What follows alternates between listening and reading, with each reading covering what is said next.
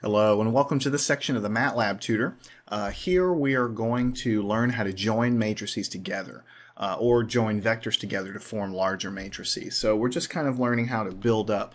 Occasionally you might have some data sets that need to be joined or merged into a single matrix element or to a single matrix entity.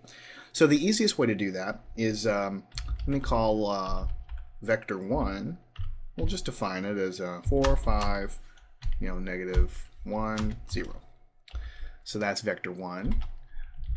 Vector 2 we'll call 4, 4, 4, 3.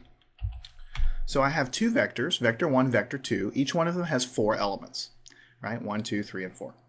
All right, so I can call matrix. I can join these guys together by the following. I can say vector 1, semicolon, vector 2.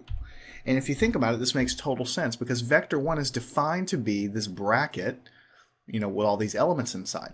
So vector 1, all these elements are going to go on the first line of this matrix.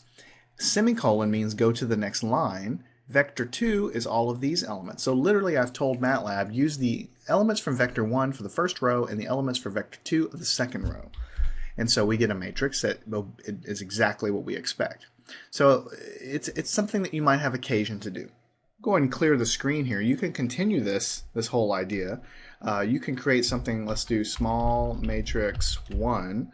Let's create a small matrix just real quick. 4, 4, 4, semicolon, 3, 3, 3, semicolon, 2, 2, 2. So this guy's a matrix that looks like this. Small matrix 1. Small matrix 2 is going to be, let's do, 6, 6, 6, semicolon, 7, 7, 7. Okay.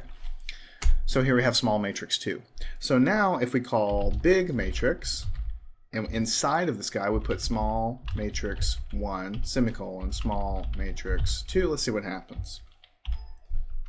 And you can see I forgot to put an equal sign in there, so let me just retrieve this guy and set an equal here. So big matrix is going to equal to the construction of this guy here, and you can see I have a large matrix that's formed. So big matrix literally is the elements of small matrix 1, which is up here. So these elements here, sort of in the the first part of the matrix, and then I'm appending to that in the subsequent rows the elements of small matrix 2.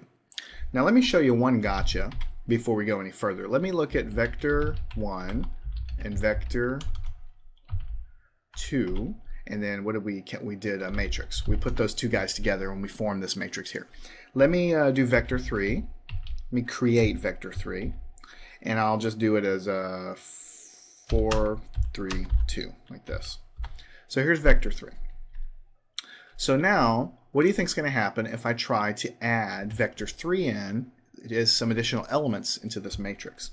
So what I can do is I can say matrix 2, we create another matrix, and I'm going to say, okay, let's put the elements of vector 1 for the first row, let's put the elements of vector 2 for the second row, and let's put elements of vector 3 for the third row, and let's see what happens.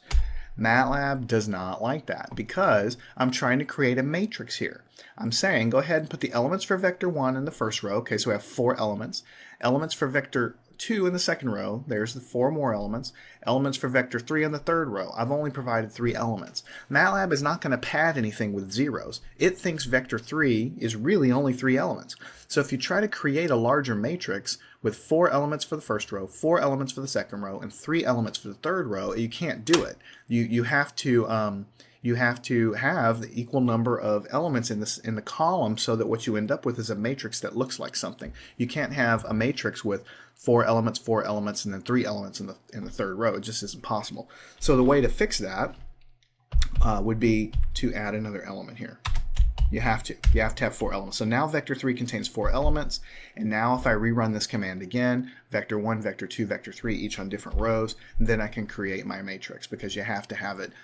You have to have the dimensions correct to do that. So just a short section showing you how you can have either vectors, which don't forget are just matrices with 1 row, or matrices using those guys to build larger and larger matrices. There could be a chance when you might use that if you have different data sets or something that you have to merge together in order to do some sort of analysis on it.